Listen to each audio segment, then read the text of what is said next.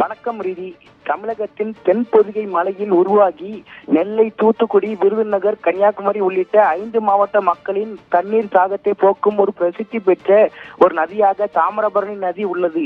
இந்த தாமிரபரணி நதியானது நெல்லை மாவட்டத்தில் 40,000 ஏக்கர் பாசன வசதியும், தூத்துக்குடி மாவட்டத்தில் 46,000 ஏக்கர் பாசன வசதியும் கொண்ட ஒரு மிகப்பெரிய விவசாயத்திற்கு பொருளாதார நதியாக உள்ளது.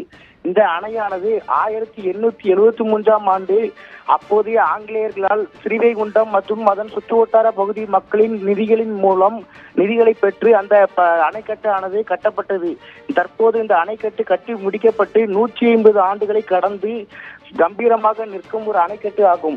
இந்த அணையானது கடந்த 1992ஆம் ஆண்டு பெய்த கனமழை மற்றும் பெருவெள்ளத்தையும் தாங்கியது. மேலும் கடந்த டிசம்பர் மாதம் 2023ஆம் ஆண்டு பெய்த தாமிரபரணி ஆற்றில் ஏற்பட்ட பெருவெள்ளத்தையும் தாங்கி எந்த ஒரு சிக்கீரலும் இல்லாமல் கம்பீரமாக இதுவரை காட்சியளிக்கிறது. ஆனால் இந்த அணைக்கட்டில் மொத்தம் 18 ஷட்டர்கள் உள்ள நிலையில் அதில் தற்போது 2 ஷட்டர்கள் டேமேஜ் ஆகி, அதாவது இந்த ஷட்டரில் ஓட்டை விழுந்து அந்த தண்ணீரானது வெளியே சென்று வருகிறது.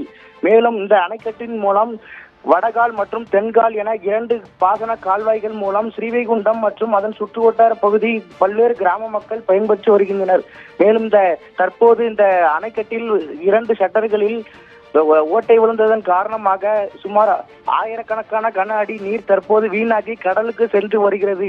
எனவே இந்த விவசாயத்திற்கு பயன்படுத்தப்படும் புனித நீரான தாமிரபரணி நீரை பாதுகாக்கவும், அந்த சட்டரை, அந்த ஓட்டை விழுந்த இடத்தை உடனடியாக மாவட்ட ஆட்சியர் ஆய்வு செய்து அந்த சட்டரையில் உள்ள ஓட்டையை நீக்க வேண்டும் எனவும், அதனை சரி செய்து தர வேண்டும் எனவும் அப்பகுதியைச் சேர்ந்த சுற்றுவட்டார பகுதி பொதுமக்கள் மற்றும் விவசாயிகள் நமது சத்தியம் தொலைக்காட்சி வாயிலாக கோரிக்கை விடுக்கின்றனர். விவரங்களுக்கு நன்றி மணிகண்டன்.